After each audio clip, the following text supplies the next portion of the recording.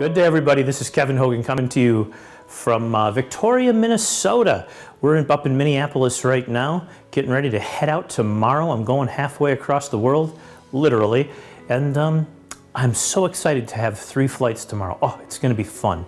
So remind me to ask me how it was enjoyable and a pleasure to do that with all of those sick people on the airplane spreading their germs. Oh. Hey, my community right here where I live versus the rest of the United States. That's the subject right here. It's identity, right? You know what I found out before I moved here? I found out that people that live in this town live longer than anybody in any other town in the United States of America, which puts it in the top very high numbers worldwide. Now, I'm pretty weird about things like this. I'll actually research stuff like that. I research crime. I research, how long people live, what diseases they get, where can I live so we don't have those problems. I really think like that. So I believe in my brain, my little tiny brain, that my community, while it may not be perfect in many, many ways, it is very, very healthy. But here's something really interesting. I never really think about the economic conditions of this community. They're fine, but when asked by survey, people call up all over the United States and they say, hey, how is the economy for the United States of America going right now? You know what the numbers are right now? 32% of the people in the United States believe that the US economy is doing pretty good. 32%, men.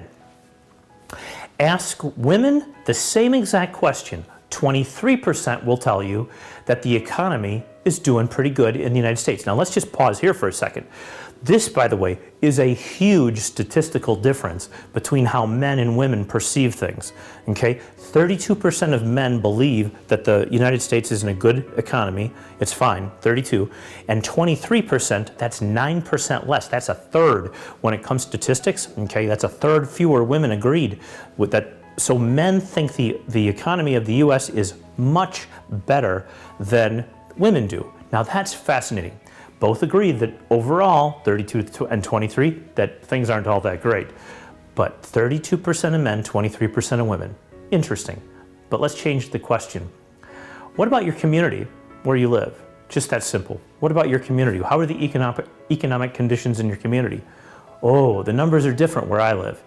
Talking to those same exact people, the same exact people in random cities, random towns, random states, random parts of the country, Northeast, South, Midwest, Northeast, Texas, everywhere, Alaska, Hawaii, 53% of men, over half, said the economy in their community where they lived was good.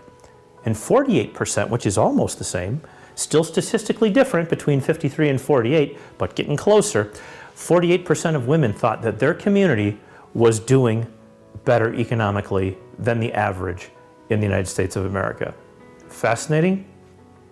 We believe that because we live here, because we're here, like right here, on this property or in this town or in this city or in the state, that things are better where we're at than they are where everybody else is at.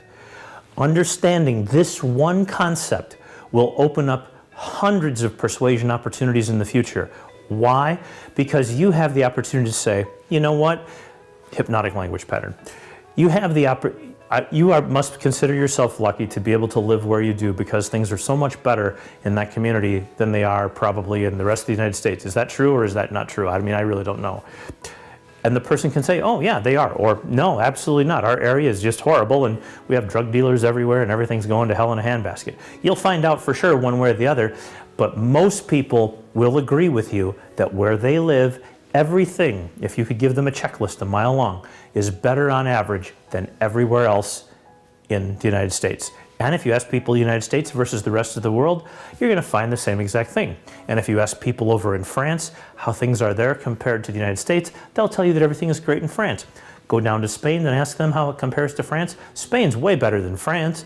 And if you ask people in Spain about the United States, we're way better off than they are in the United States. That's how people think. We identify with our location. So think about that. Where people are on purpose, they chose it. They ended up there and they haven't left. That's consistency. That's consistency. And now you know how people perceive what they experience in their mind. It's not real. Really, is it? It's that they don't understand how things are out there in real life, and they have no idea how their experience compares with the rest of the world. So, what can you and I do? Be aware of that. Utilize that to their favor by letting them know that you find their area is a really cool area where they live. It's got to be awesome to live there. It's kind of special. Even if they don't like it, there are some things that they like there. You can find some common things. Oh, it's fun. You know, it must be cool to go watch the Twins play. I'm a Chicago Cubs fan. I like Wrigley Field, you know, but it's like, you know, I don't even know what the stadium's called. Is it the Target Field? I don't even remember. But whatever it is, here if somebody said, hey, Kev, you got to love it that they got that nice field up there in Minnesota. It's hard to disagree with that. You can't say, well, no, not really, right? You're going to agree with it because it's where I live after all. And we live longer than everybody else in the United States. I think that's important only because that's what I found out. And it was the #1 thing for here. Okay, guys, that's it. Have a great day, and I'll see you here next time.